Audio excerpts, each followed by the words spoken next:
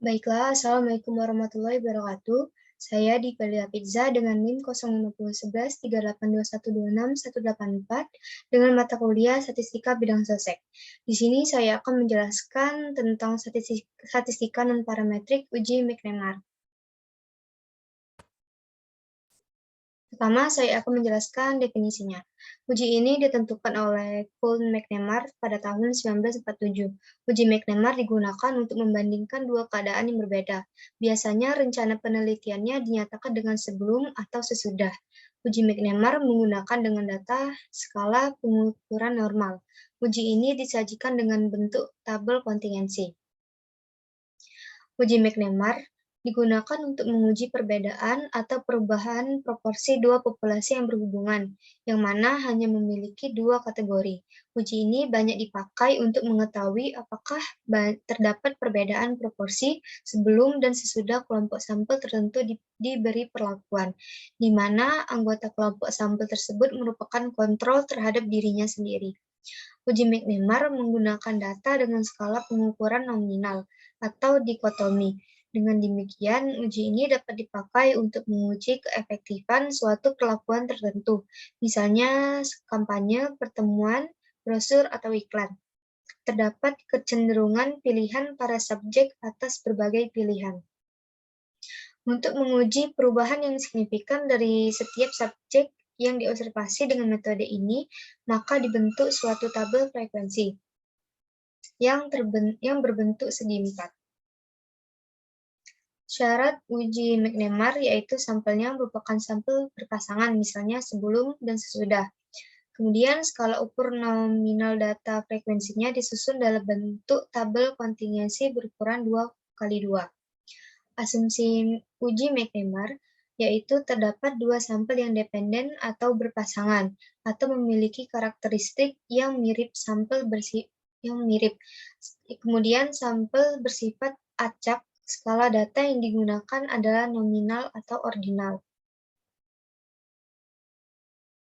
Kemudian, langkah pengujian. Yang pertama, menentukan hipotesis.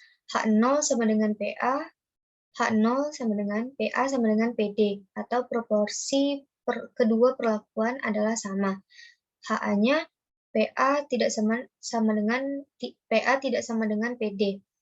Yang kedua, menentukan taraf signifikan untuk mendapatkan X kuadrat tabel dengan DB sama dengan 1. Yang ketiga, menentukan tabel kontingensi.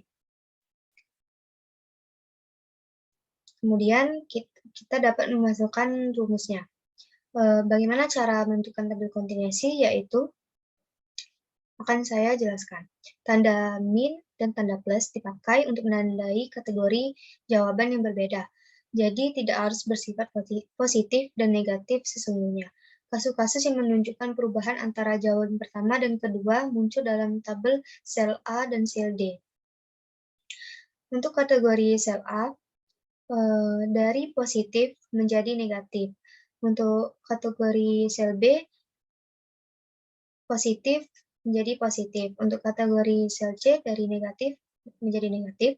Untuk kategori sel D dari negatif menjadi positif. Maksud dari kategori ini, sel A sebelum dilakukan sampelnya bersifat positif. Nah, setelah dilakukan treatment, sampel A bersifat negatif. Untuk sampel B juga, yang pertama, sebelum dilakukan treatment bersifat positif. Setelah dilakukan treatment, bersifat positif juga. Untuk sampel C, dari sebelum dilakukan pretest atau treatment, sampel bersifat negatif. Setelah dilakukan pretest, sampel bersifat negatif. Untuk tabel D, sampel bersifat negatif sebelum melakukan pretest, setelah melakukan pretest, sampel bersifat negatif.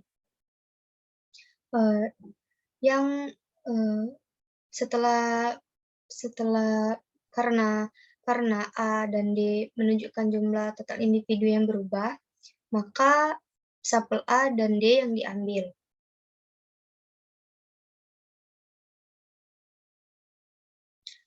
Saya akan mencontohkan soal. Contoh soal pertama, pada bulan April 2016 dilakukan survei di Desa Sukamaju. Rumah-rumah yang ada di suatu RT dinilai dalam kategori kotor dengan min dan bersih dengan plus. Bulan Mei diadakan penyuluhan tentang pentingnya kebersihan rumah dan halaman. Sebulan kemudian dilakukan lagi penilaian seperti bulan April, yaitu kategori kotor dan bersih. Kemudian dihitung perubahan-perubahan yang terjadi pada rumah-rumah RT tersebut dengan hasil A sama dengan 5%. Ini adalah tabel kontingensinya, sebelum dan sesudah. A-nya ada 14, B-nya ada 4, C-nya ada 3, dan D-nya ada 4. Yang pertama, kita menentukan hipotesisnya. H0-nya, peluang untuk berubah menjadi bersih dan kotor adalah sama. H-nya, peluang untuk berubah menjadi bersih dan kotor tidak sama. Kemudian kita menentukan tingkat signifikansi, alfanya 5%, berarti alfanya 0,05. Kemudian kita menentukan uji statistik. Dalam kasus ini, besarnya sampel, N sama dengan 25. Banyaknya orang yang berubah dari sikap kotor ke bersih, itu ada 14 orang, dan yaitu sampel A, dan yang berubah dari bersih ke kotor itu sebanyak 4 orang, yaitu sampel B, sebanyak 3 orang yang tidak berubah sikap tetap bersih, yaitu sampel C, sedangkan 4 orang yang tidak berubah dari sikap kotor, itu sampel D. Kemudian kita masukkan rumusnya. X kuadrat sama dengan A min D min 1 kuadrat per A plus D. Kita masukkan A-nya yaitu 14, D-nya yaitu 4, min 1 kuadrat per 14 ditambah 4. Hasilnya yaitu 4,5. Wilayah kritisnya, dari tabel Chi-square diperoleh daerah kritis untuk tarafnya 0,05 dengan dB1 adalah 3,84. Keputusannya, karena nilai X hitung 4,5 lebih besar dari X tabel, yaitu 3,84, maka tolak 0.